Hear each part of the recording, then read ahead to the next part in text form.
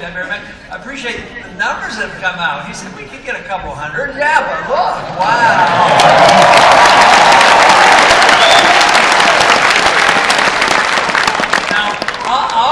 Also would like to introduce that young lady that I married 55 years ago, Carol.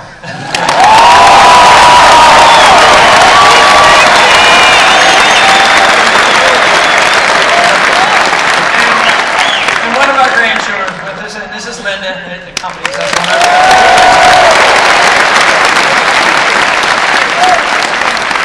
But the important issue to talk about, it's not very complicated. I guess we could have a lot of words to describe what we're trying to do, but I settled for one word, and that is liberty.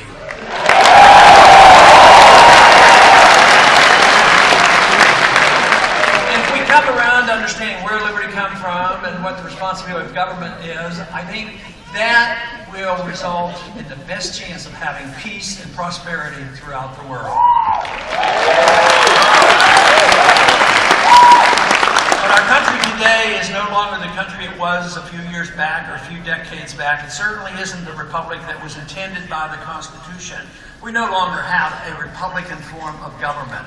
And the founders were very adamant about it. They talked about a republic versus a pure democracy, and they had very bad feelings about a pure democracy where the 51% could gang up on the minority and dictate the rules of economics or the rules of personal behavior on the minority. And I'm afraid that's where we are today.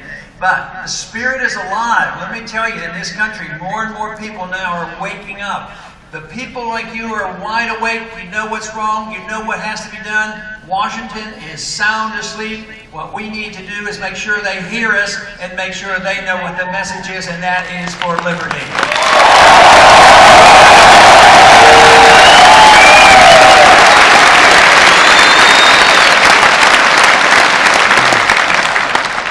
Approximately 100 years ago, we embarked on a different direction. We virtually gave up on the Constitution, and it's been whittled away constantly ever since. And even in the last few years, it's gotten much worse. In spite of the people waking up and wanting something different, we still have a job cut out for ourselves, because Washington isn't hearing us, and they have not changed, but we will make a difference.